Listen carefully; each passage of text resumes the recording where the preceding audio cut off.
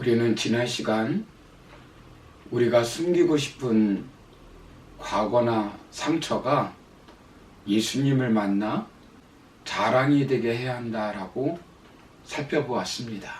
그런데 우리의 과거의 상처가 자랑이 되게 하려면 과거의 삶에서 완전히 변화된 삶을 살아야 합니다.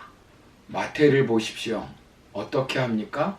본문 10절을 보시면 예수께서 마태의 집에서 앉아 음식을 잡수실 때에 많은 세리와 죄인들이 와서 예수와 그의 제자들과 함께 앉았더니라고 말씀합니다.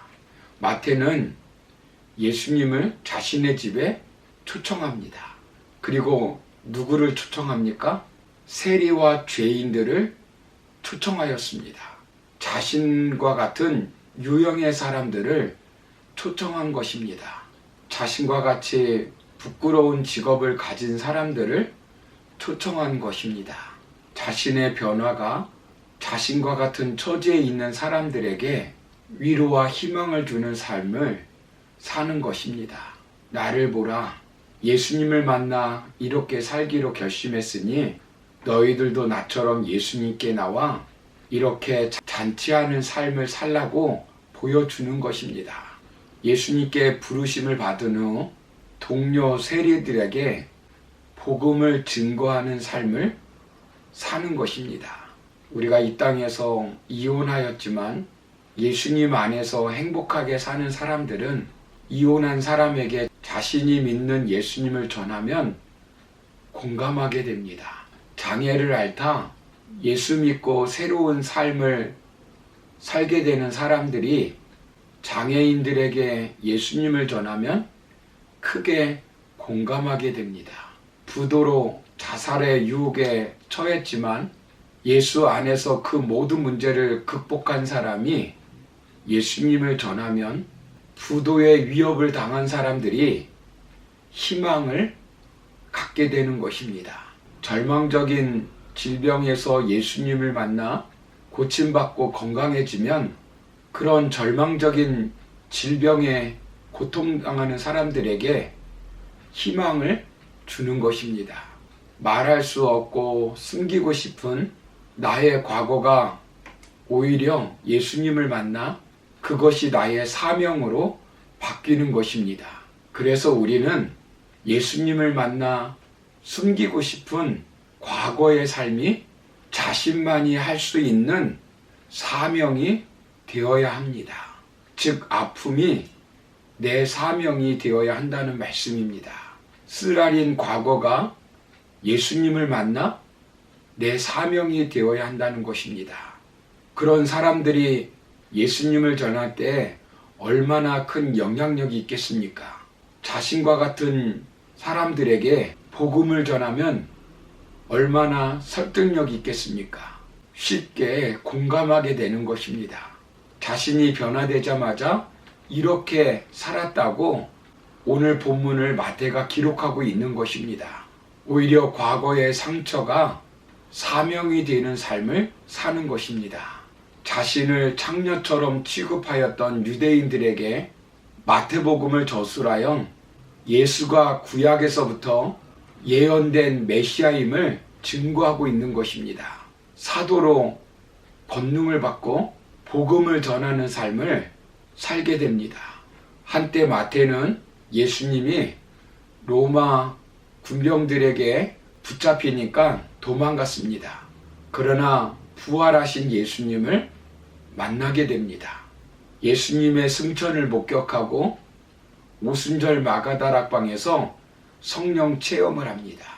과거 자신이 세리로 있을 때에 유대 공동체로부터 죄인 취급당하며 소외받았지만 오히려 유대인들을 위해서 히브리어로 마태복음을 기록할 정도로 동족을 사랑하는 자가 되었습니다.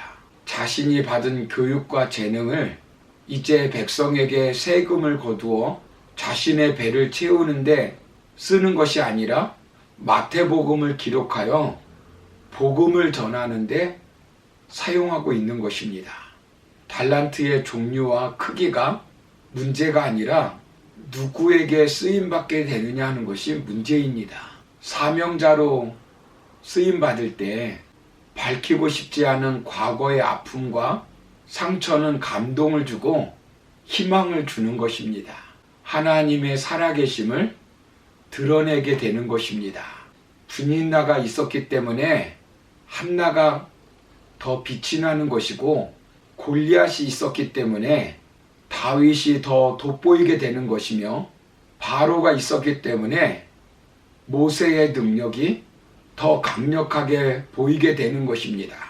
우리가 쓰라린 상처와 숨기고 싶은 과거의 아픔을 사명으로 붙들면 하나님은 우리의 삶을 통해 수많은 사람들을 변화시킵니다. 수많은 사람들에게 영향력을 끼치는 오프라 윈프리라고 하는 미국의 방송인이 있습니다. 그녀는 숨기고 싶은 과거의 상처와 아픔이 있습니다. 작은 시골 마을에서 사생아로 태어나 어린 시절 할아버지와 할머니 손에 자랐습니다. 그의 어머니는 파출부 일을 하였고 9살 때 삼촌에게 성폭행을 당했고 주변의 몇 명의 사람들에게 성폭행을 당하였습니다. 그리고 14살의 나이에 아이까지 낳게 되었습니다. 그 아이는 몇 개월 만에 죽었고 그녀는 마약을 하기도 했고 비만으로 고통을 당하기도 했습니다. 그러나 그녀는 이 모든 악조건을 이기고 미국을 움직이는 가장 영향력 있는 100명 중에 한 사람으로 뽑혔습니다. 그녀는 6억 달러, 우리 한화로 8천억이 넘는 갑부가 되었습니다. 이렇게 된 그녀의 원동력은 가난과 아픔을 자신에게 준 하나님의 사명으로 받아들일 수 있었기 때문입니다. 그녀는 성경을 읽으며 모세를 자신의 모델로 삼았다고 합니다. 그녀는 이것이 사명이다 라고 하는 책에서 4가지 사명을 말합니다. 첫째는 남보다 더 가졌다는 것은 축복이 아니라 사명이다. 둘째, 남보다 아파하는 것이 있다면 그것은 고통이 아니라 사명이다. 아파본 사람만이 아픔을 겪는 사람들에게 봉사할 수 있기 때문입니다. 셋째는 남보다 설레는 꿈이 있다면 그것은 망상이 아니라 사명이다. 마지막 넷째는 남보다 부담되는 어떤 것이 있다면 그것은 사명이다 라고 말했습니다. 그녀는 그녀의 인생의 아픔을 사명으로 받아들이고 수많은 사람들에게 희망과 위로를 주고 있는 것입니다. 유명한 고아의 아버지 조지 뮬러는 16살 되는 해에 절도죄로 감옥에 들어가게 되었습니다. 그리고 대학에 들어간 후에 여자와 노름, 술 등으로 방탕한 생활을 했던 사람입니다. 그런데 조지 뮬러가 20살 되던 해에 예수 그리스도를 만나게 되었습니다.